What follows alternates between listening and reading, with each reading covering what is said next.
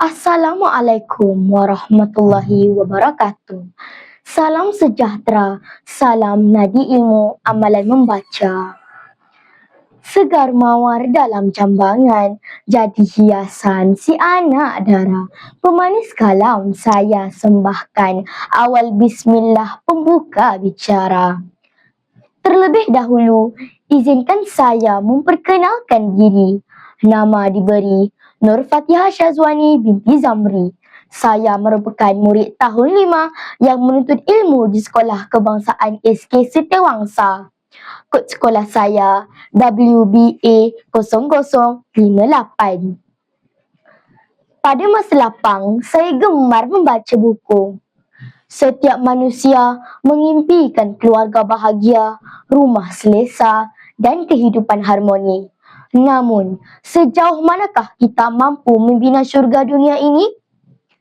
Novel yang telah menawan hati saya untuk diterkai dengan penuh penghayatan ialah karya Agung Arif Zulkifli, terbitan Iman Publication, di mana cetakan pertamanya pada Julai 2023.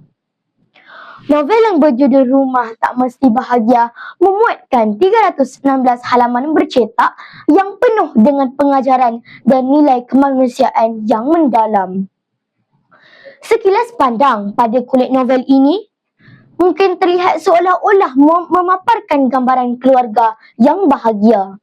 Namun, tak kala helayan demi helayan dibuka, tersingkap kisah penuh emosi yang mampu menggetarkan jiwa dan menitiskan air mata tanpa disedari.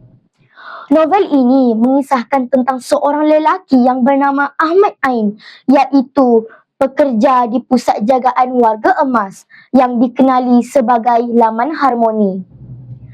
Ibu bapa Ain merupakan ahli jawatan kuasa masjid yang amat aktif dalam aktiviti masjid sehingga menyebabkan Ain merasakan kurang kasih sayang daripada mereka. Sebagai anak tunggal, kesunyian menjerat jiwa Ain dan Ain memendam rahasia yang sukar diluahkan kepada sesiapa. Takdir antara Ain dan seorang penghuni Laman Harmoni bernama Pak Yazid yang bersikap sombong dan suka menyendiri akibat kehilangan isteri tercinta menambahkan keunikan jalan cerita novel ini. Namun, Ain berjaya mencairkan hati Pak Yazid seperti cahaya harapan yang mula menyinari kegelapan hanya dengan pemberian origami gajah sebagai simbol kenangan indah bersama arwah isterinya, iaitu Melati. Origami kecil ini dapat memutar kembali memori saat Melati memegang origami gajah tersebut dengan penuh kasih sayang. Di sebalik kisah ini tersimpan persamaan luka yang mendalam, iaitu Ain takut dibenci manakala Pak Yazid takut ditinggalkan. Namun, melalui ikatan yang terjalin, Ain dapat merasai kasih sayang seorang ayah dan Pak Yazid dapat menemukan cinta seorang anak yang lama dirindui. Apa yang saya dapat simpulkan berdasarkan rentetan senario ini ialah kita mesti mengutamakan keluarga dalam kehidupan.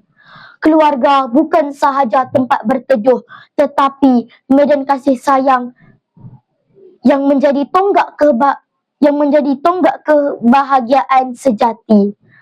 Seperti kata Anthony Lishian, setiap orang memerlukan rumah untuk ditinggal, tetapi keluarga yang mendukung adalah asas yang membina rumah tersebut.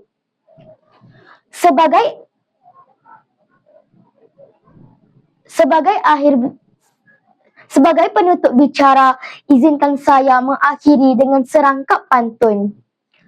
Kalau tak mekar kuntum kekwa, mungkin beracun tanah semayan.